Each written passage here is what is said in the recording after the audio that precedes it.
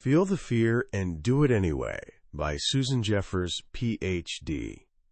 Picture this. You've poured everything you have into creating something meaningful. You believe it could genuinely change lives. So you send it out into the world, holding your breath. And back comes a rejection letter so savage, so completely dismissive, that it actually says, Lady Di could be cycling nude down the street giving this book away, and nobody would read it. Ouch. What would you do?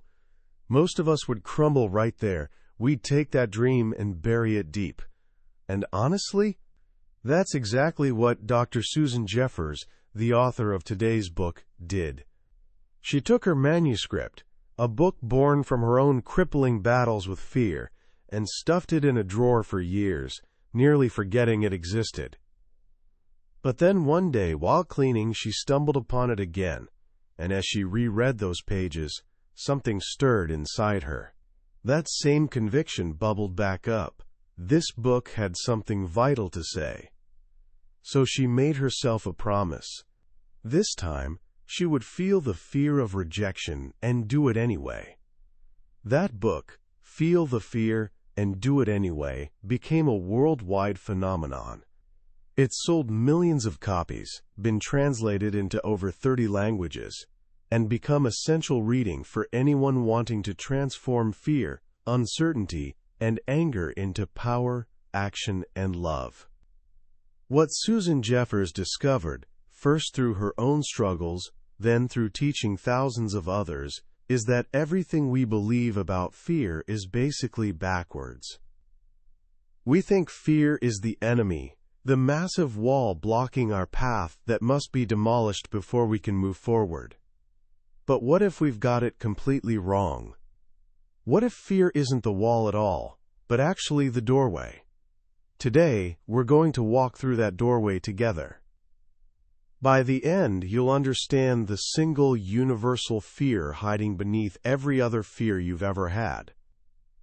More importantly, you'll have a toolkit of powerful yet surprisingly simple truths that can transform fear from something that paralyzes you into something that energizes you. This isn't about becoming fearless. It's about realizing you already have everything you need to become courageous. Every single one of us carries around a list of fears. For some, it's public speaking, making decisions, or being alone. For others, it's changing jobs, ending relationships, aging, or failing. The list stretches on and on. And for most of us, it feels incredibly lonely. We look around and see others moving forward, seemingly carefree, and we wonder, what's wrong with me? Susan Jeffers started with that exact question. Even with a doctorate in psychology, she found herself completely paralyzed by fear, held hostage by a persistent little voice constantly whispering, "Don't take a chance. You might mess up. Boy, will you regret it." One day, staring at her tear-stained reflection, something inside her snapped. She shouted, "Enough!" until her voice gave out. And in the silence that followed, she felt an unexpected calm. She realized she wasn't going to let fear control her life anymore. That moment launched her on a journey of discovery, a quest to understand fear's true nature, not as a psychological disorder, but as an education problem. If she could re-educate her own mind, she believed, she could teach anyone to do the same. Her first major breakthrough? Fear isn't nearly as complicated as we make it. She realized all our fears break down into 3 levels. Level 1 is surface fear. These are the things we tell ourselves we're afraid of. They fall into 2 camps. Fears of things that happen to us, aging, illness, being alone, and fears requiring action, changing careers, making friends, public speaking.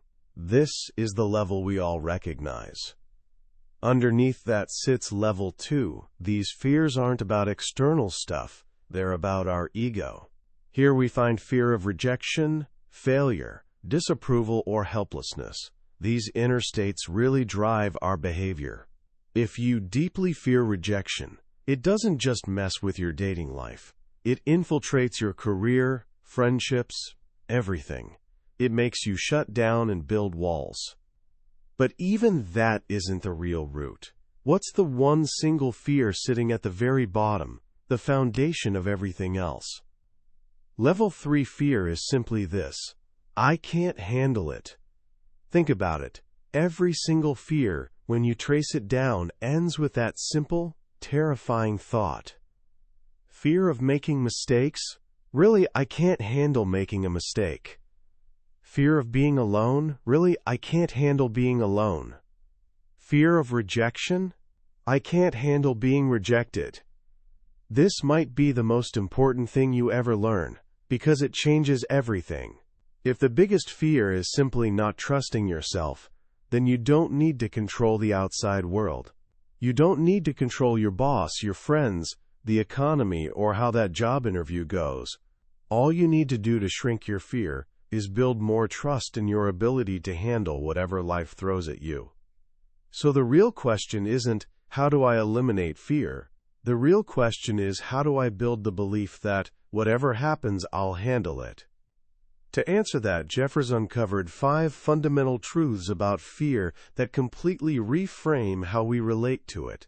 Once you grasp these, you stop playing the game of waiting for fear to disappear. Truth number 1. The fear will never go away as long as you keep growing. Tough to swallow, but also liberating. So many of us play the when/then game. When I'm not so scared, then I'll apply for that job. Or, when I feel more confident, then I'll start my business. We're waiting for fear to vanish. Jeffers realized this is a trap. Fear isn't a sign something's wrong. It's a sign you're pushing boundaries, stepping into unfamiliar territory. As long as you're stretching your capabilities and taking new risks, you'll feel fear. So stop trying to eliminate it. It's part of the package of an expanding life. Truth number 2. The only way to get rid of the fear of doing something is to go out and do it. This might sound contradictory to the first truth, but it isn't. While general fear stays with you when you grow, the specific fear of a particular situation dissolves once you face it. The doing comes before the fear disappears. Jeffers shares her story of teaching her first class as a doctoral student. For 3 days beforehand, her stomach was in knots. She over-prepared 8 hours of material for a 1-hour class. When the day arrived, her heart pounded, her knees shook. But she got through it. Next week was easier. By the 6th week, she actually looked forward to it. One day, walking to that same classroom, she realized the fear had vanished, replaced by anticipation. She had to feel the fear and do it anyway, and the fear of teaching disappeared. Truth number 3. The only way to feel better about yourself is to go out and do it. Just like we wait for fear to disappear, we also wait to build self-esteem before taking action. We think, when I feel better about myself, then I'll handle that challenge. But Jeffers discovered it works the other way. Self-confidence isn't something you think your way into. It's built on bricks of accomplishment. Pushing through fear and making things happen builds self-worth. Action comes before good feelings. Every time you master something you feared, you don't just lose the fear, you gain deep, authentic confidence in yourself. Truth number 4. Not only will you experience fear in unfamiliar territory, but so will everyone else. This was huge for Jeffers, as it is for all of us. You're not alone. Those people you admire who seem fearless, they feel it too. She tells the story of Ed Koch, the famously bold New York City mayor, who had to learn a tap dance routine for publicity. His teacher reported the mayor was scared to death. A man who faced down angry crowds was terrified of a simple dance step. Why? Because it was new, unfamiliar. Successful people aren't fearless. They just have a different relationship with fear. They've learned that fear isn't a red light saying stop. It's a green light to move ahead. And finally, the fifth and perhaps most profound truth. Truth number 5. Pushing through fear is less frightening than living with the underlying fear from feeling helpless. This is a powerful paradox. We avoid risks thinking we're choosing safety. We build a little cocoon where we feel secure. But Jeffers argues this security is an illusion. Living in that cocoon, we experience constant, low-grade dread, fear that something outside our control will shatter our world. Fear of losing a job, death of a spouse, unexpected illness. The more helpless we feel, the more we obsess over these what-ifs. She tells the story of Janice, a housewife who'd spent her life being cared for by her successful husband. She lived in constant dread. What if something happens to him? Then the thing she feared most happened. Her husband had a stroke, leaving him partially disabled. Suddenly, she went from being totally cared for to being the caretaker of everything. Terrifying. But as she learned to run his business and handle their lives, profound peace settled over her. The new, immediate fears of daily challenges were nothing compared to the old, underlying terror of helplessness she'd lived with for years. For the first time, she knew the answer to what if. The answer was, I'll handle it. These 5 truths lead to a monumental conclusion. Fear isn't the problem.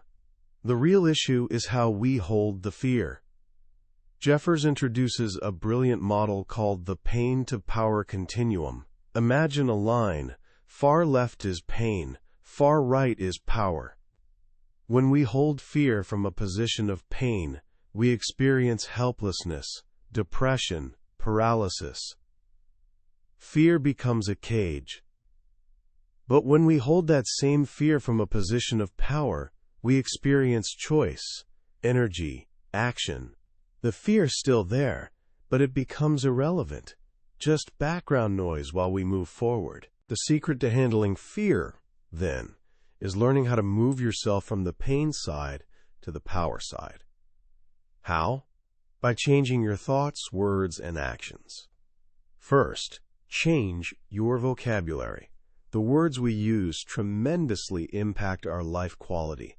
Jeffers calls this the pain-to-power vocabulary. Simple but powerful shifts. Instead of I can't, helplessness, say I won't, choice. Instead of it's a problem, say it's an opportunity. Instead of I hope, say I know. Instead of if only, say next time. And instead of the ultimate victim phrase, what will I do, say I know I can handle it. These aren't just word games. Your subconscious believes what you tell it. When you use a vocabulary of power, you're programming yourself for strength and resilience. Second, take responsibility for your life.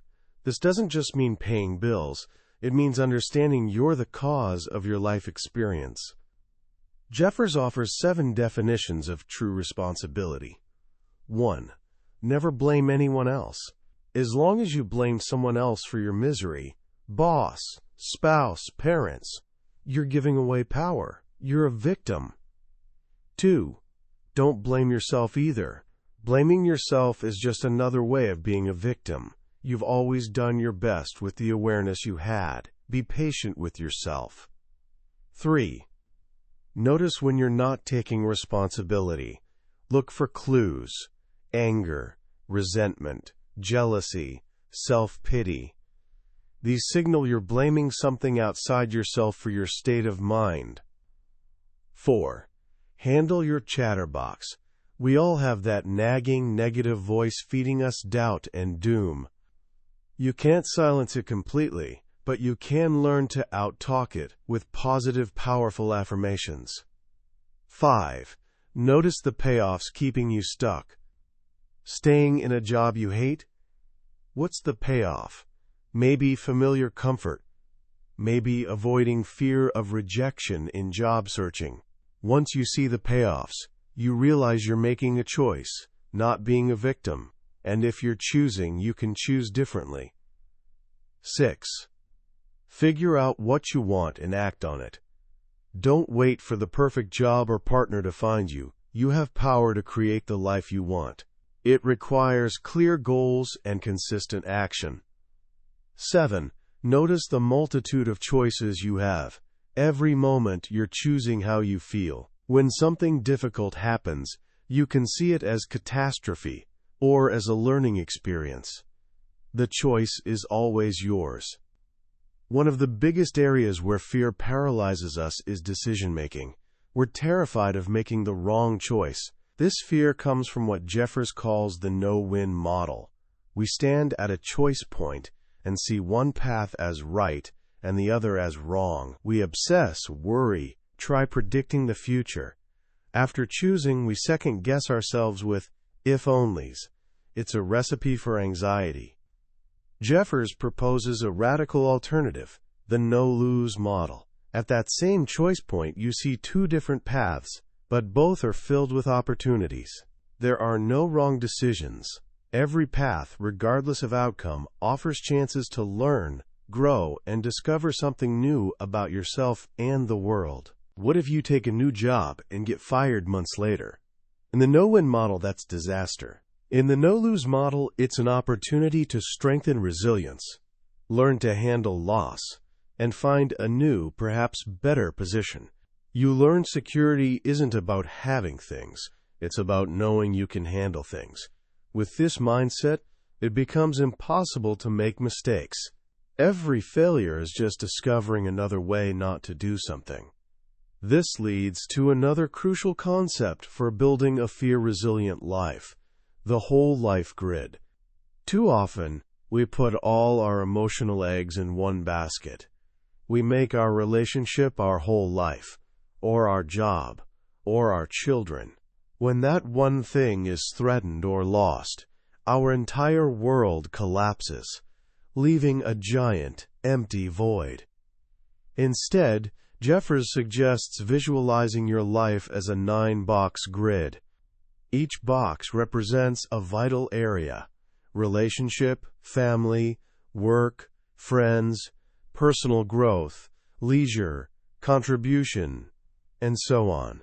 The goal is consciously committing 100% to each box. At work, be fully present. With friends, be fully present. By nurturing all life areas, you create a rich, balanced existence. If you lose something in one box, say, a relationship ends, it leaves a hole, but doesn't wipe you out. You have 8 other full boxes to nourish you. Neediness disappears, replaced by completeness. Finally, Jeffers brings these ideas together under one powerful philosophy: saying yes to your universe. Universe here means the flow of life, things happening outside our control. Too often, when something unexpected happens, traffic jam, illness, rejection, our automatic reaction is resisting, fighting, saying no. How could this happen to me?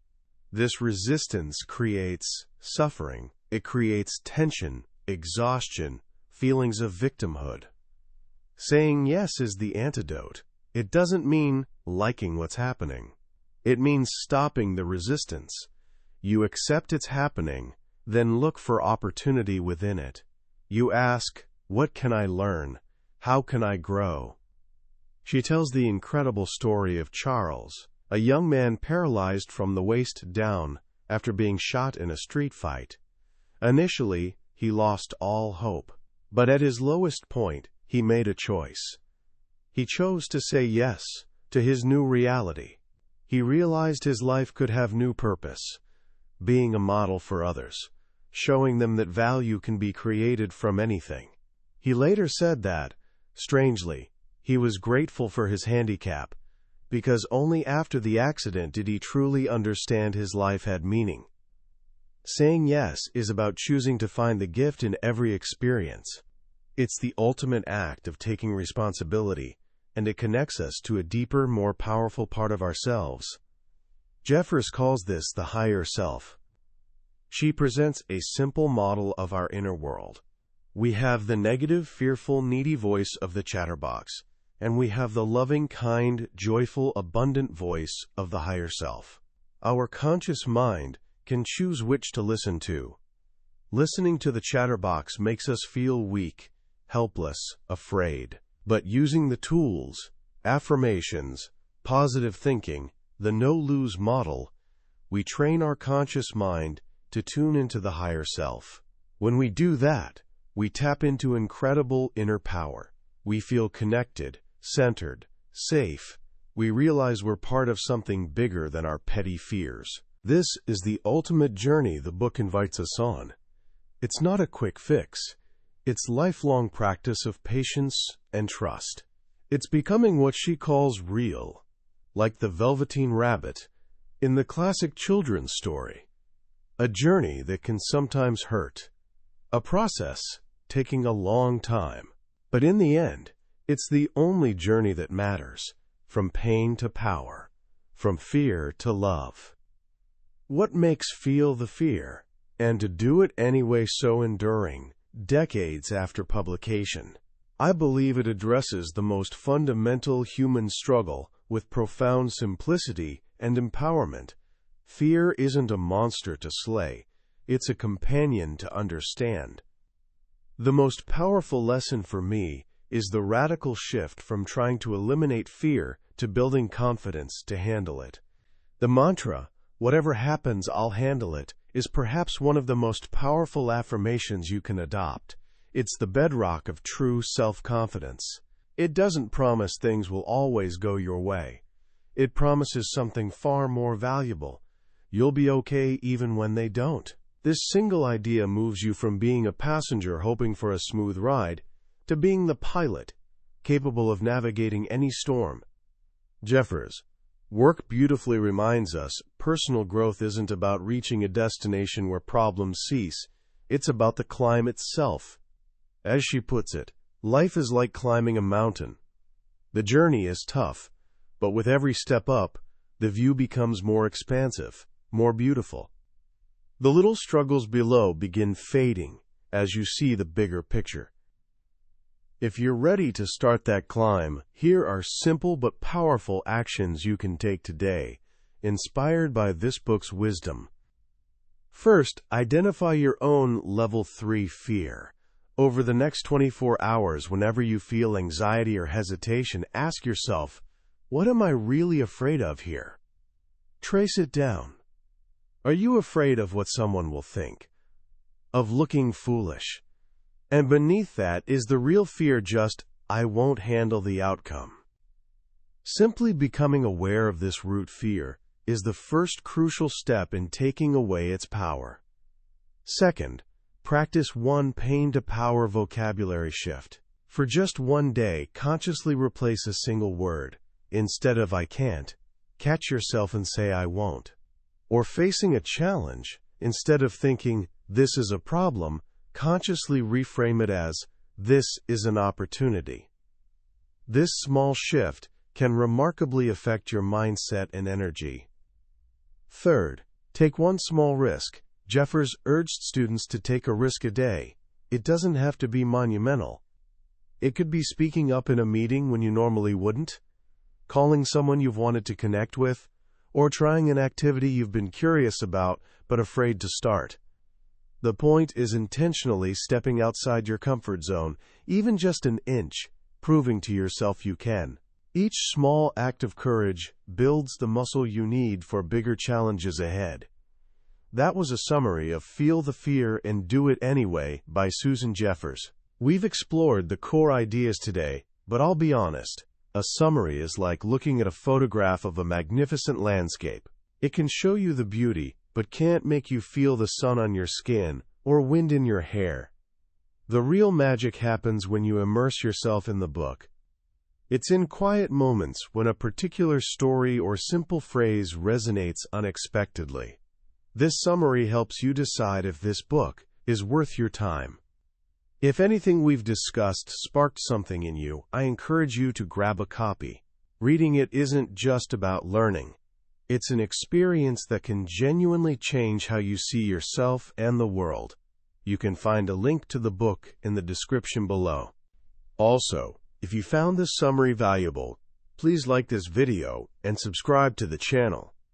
That way, you won't miss our next journey into another life-changing book from the billionaire's bookshelf. Let's keep learning and growing together.